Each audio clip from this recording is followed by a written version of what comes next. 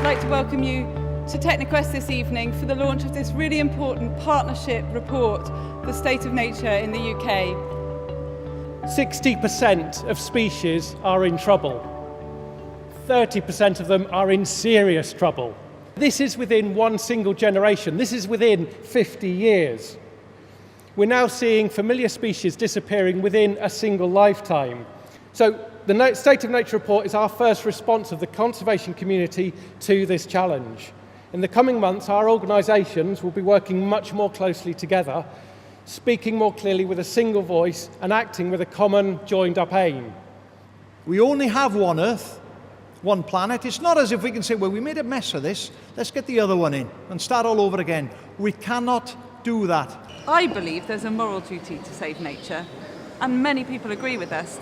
With me, there are many people who join organisations like RSPB. But even if you don't believe there is a moral duty for us humans to look after the species that we share our planet with, I think there is some very clear, good reasons to do that are in human interest. But our human life is actually dependent on the species and habitats that are out there. Despite what mankind thinks, we are part of nature. And if we destroy nature, in the long run, we destroy ourselves. And that should be the overriding reason why we look after our wildlife. Well, I think that the findings are quite shocking. The overall trend of 60% of species declining and 30% of them being under serious threat applied to plants as they do across the other taxon groups. And that's really encouraging because I think we are seeing these same sorts of trends across lots of different species. For us, the real important thing is that we're now seeing very common species once common species starting to decline and disappear as well. So things like wood anemone, which is a very common woodland plant, is starting to disappear. My anger, and it is an anger, it's a venom, is aimed at those grey, fat, salaried, spineless bureaucrats who sat by and watched all of this happen. This is happening on our watch. And I think organisations like the RSPB have to really sit up and take notice of this and really galvanise our action.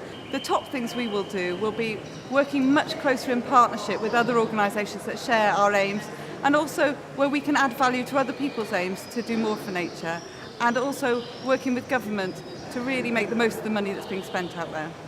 Whilst I find the report, like others here this evening, profoundly depressing in its findings and in the picture it paints of the Welsh countryside, I have to say I'm very grateful to you for producing the report. I think it's an essential piece of work that actually challenges the whole of Wales, not simply government and not simply parts of the public sector. And what is quite clear is that we have not succeeded in arresting the decline of biodiversity in this country. Our ambition was to meet targets. We did not meet those targets. We failed to meet those targets. We are today not succeeding in what we want to be. It's not too late. Almost, but not quite. And we really are on the brink of disaster.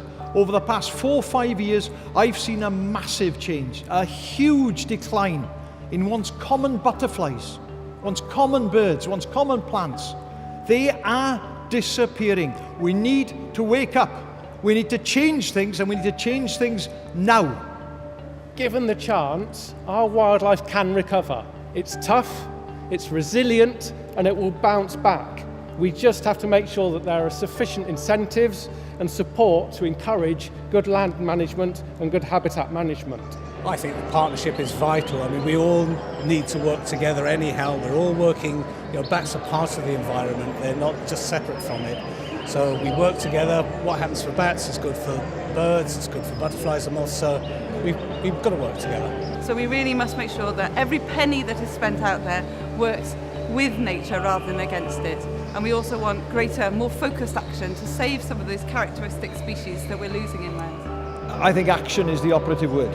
I think everybody is fed up of listening to people talk, to have committees and subcommittees, to have recovery plans and action plans, endless meetings, and just talking. I think everyone is fed up. We just need to see action. By action, I mean action, not in here, but out there. People managing the land, people getting this wildlife back. I think that's what we need more than anything else.